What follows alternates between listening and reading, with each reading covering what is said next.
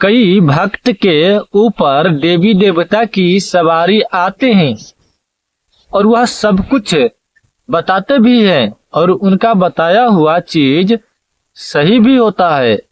उनके ऊपर यदि सवारी आते हैं और वह सवारी आकर के यदि कोई बात कहते हैं तो वो बात सत्य भी होता है, परंतु बात यह है कि उनको दिखाई नहीं देता। जिस व्यक्ति के ऊपर सवारी आते हैं उनको कोई भी किसी तरह की भूत प्रेत देवी देवता कभी दिखाई नहीं देता, बल्कि सवारी आकर के सत्य बात कह जाते हैं और वह किसी को कल्याण भी कर देते हैं और उनका कल्याण भी हो जाता है। तो बात यह है कि उनका दृष्टि कैसे खुलेगा। कई लोग हमारे गांव शहर में ऐसे हैं, ज्यादातर महिला में ऐसे हैं, जो अपने ऊपर सवारी काली माता, दुर्गा माता, जगदम्बा, भवानी, कमला माता और कई ऐसे बाबा की सवारी बुला लेते हैं, दीनानाथ तक की बुला लेते हैं अपने ऊपर, और उनको किसी भी तरह की कोई भी भूत प्रेत देवी देवता दिखाई नहीं देता है।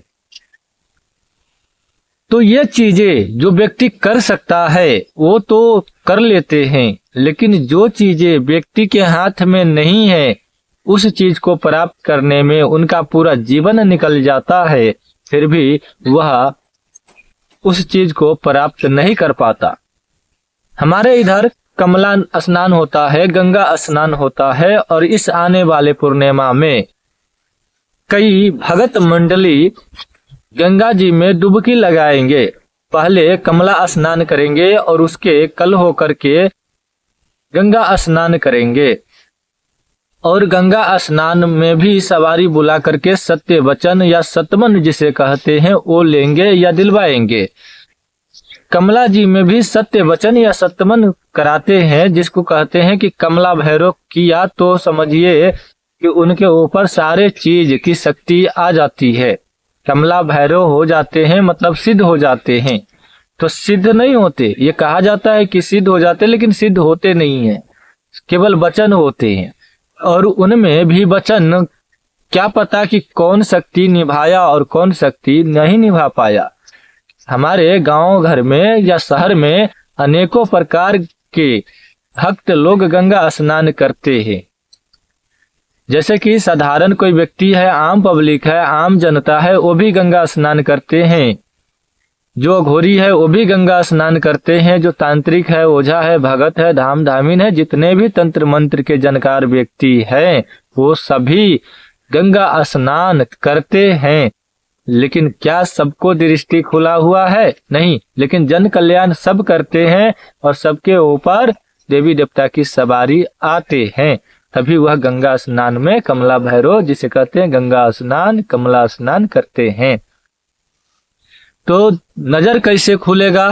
तो नजर इस तरीके से खुलेगा, जो चीजें इंसानों की हाथ में नहीं है वो चीजें किसी नियम से मिलेगा।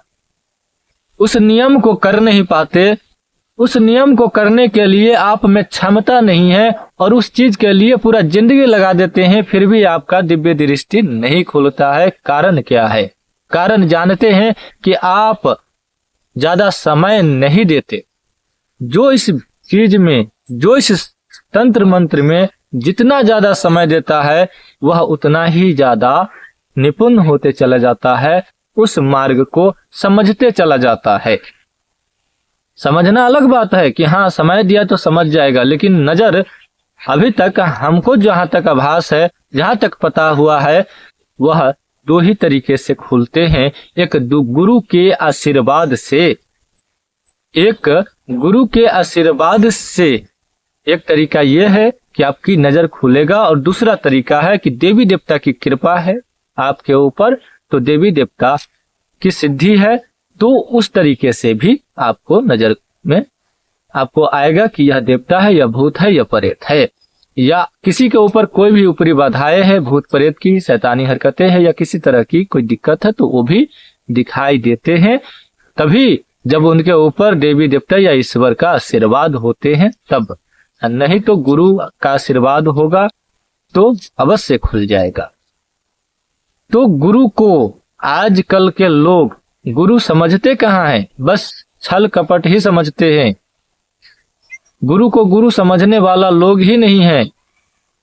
एक दिन की गुरु और 10 दिन गायब।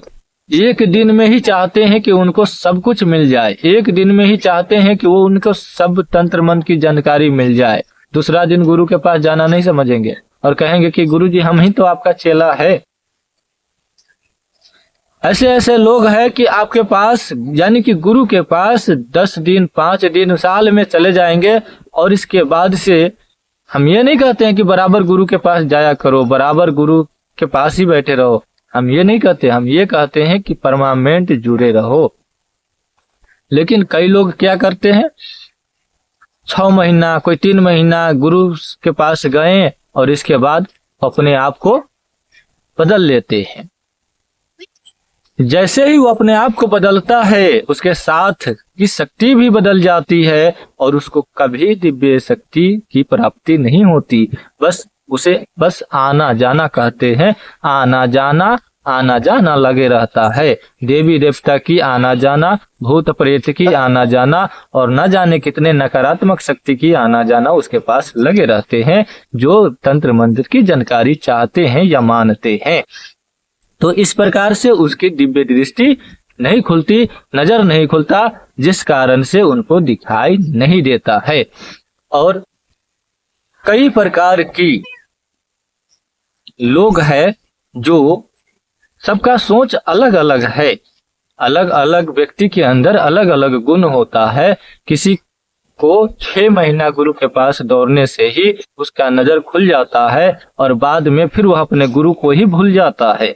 जैसे ही वो अपने गुरु को भूल जाते हैं, 2 साल 3 साल बड़ा से बड़ा 5 साल, इसके बाद उसकी भी नजर गायब हो जाती है हमेशा हमेशा के लिए।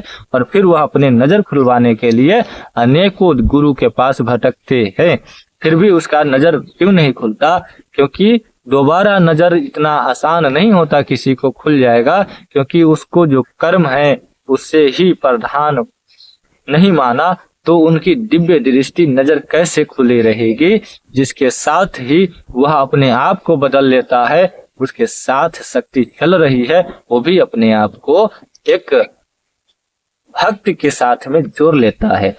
शक्ति केवल आपका नहीं है, शक्ति सबका है। शक्ति जो है वो आज हमारे पास है, कल आपके पास है, परसों किसी और के पास होगा। और ये भी नहीं आप भी मेरे पास है, कुछ क्षण में आपके पास होगा और कुछ क्षण में किसी और गुरु के पास होगा और कुछ क्षण में किसी और भगत के पास होगा।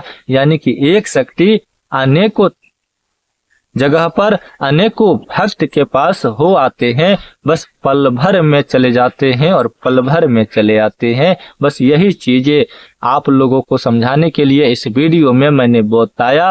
और ये जानकारी आप लोगों को अच्छा लगा है तो अपने दोस्तों को भी शेयर कर दीजिएगा।